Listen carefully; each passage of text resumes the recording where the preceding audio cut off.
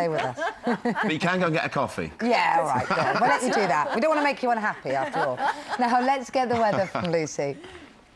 Thanks, Kate. Good morning to you. Well, split fortunes for us today. It's the turn of the north to get some decent sunshine. For the south, a little more cloud cover. But for the far south, maybe some patchy light rain and drizzle, and it will stay mild before much cold air tumbles its way into all areas from tomorrow onwards. For the far south, first thing, it's calm and mostly clear to start the new day. For the rest of us, very blustery, strong, gusty winds.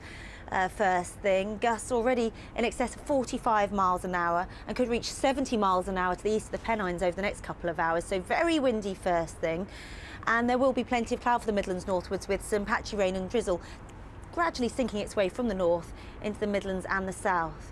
For the next few hours. Through the course of the morning, the best of the brighter breaks for the southwest and southeast. Elsewhere, thickening cloud and staying very blowy, blustery winds and exposure. The best of the brighter breaks, really, the further north you go. Some lovely sunshine today, so much better than yesterday. The best of the unbroken blue skies through the likes of central and eastern Scotland. And after such a windy start in these zones, the winds will tend to slacken a bit. It will stay very blustery for a time around the coast, but nowhere near as windy as it is right now.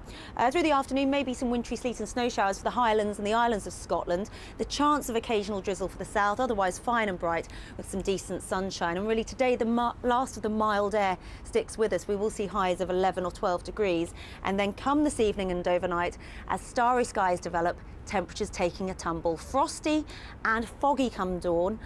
First thing tomorrow morning, freezing cold, but there will be some decent sunshine to end the working week.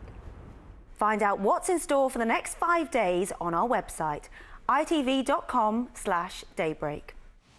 In the next half hour, well, we're going to meet the dog who really is this man's best friend, Kizzy, who's helped her owner, Steve, overcome depression and cope with his disability.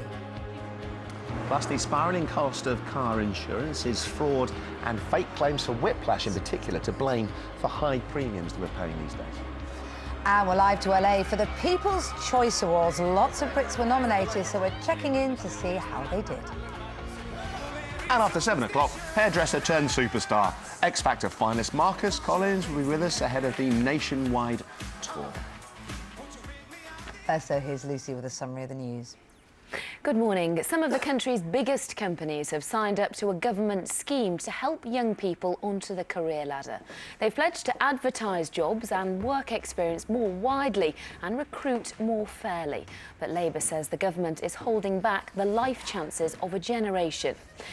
Meanwhile, a report by the Children's Society says more than 500,000 children in the UK are unhappy with their lives. The report claims children as young as 8 are worrying about relationships, money and their appearance, and it's affecting their home life. Excessive claims for whiplash have driven up the cost of car insurance by almost 40%. That's according to MPs. They now want to make it much harder to claim. They've also criticised car insurers who pass on victims' details to lawyers in return for a referral fee. Thousands of jobs could be at risk when the Royal Bank of Scotland announces a restructuring programme later today. 84% of the bank is owned by the taxpayer after a £45 billion bailout 4 years ago. Only a third of workers say they're expecting a pay rise this year, and in most cases this will be just 2.1%, well below inflation. 15% of employees surveyed by YouSwitch said they hadn't had a pay rise for 3 years. Detectives in Birmingham are searching for the killer of an elderly couple whose son works for West Midlands Police. They're investigating whether revenge was a possible motive for the attack on Carol and Avtar Singh Kolar. Their bodies were found at home by their son yesterday morning. Thousands of families in Haiti are still without shelter 2 years after the Caribbean island was devastated by an earthquake. The charity Save the Children says 500,000 people are living in makeshift tents and are at risk of disease. And finally, research suggests that companies should encourage workers to turn off their smartphones after leaving the office. That's to cut their stress levels. A new study has found that while phones help reduce workload, they also increase tension. People who were most stressed experienced phantom alerts on their phones. It's now 6:32. Back to Kate and Dan.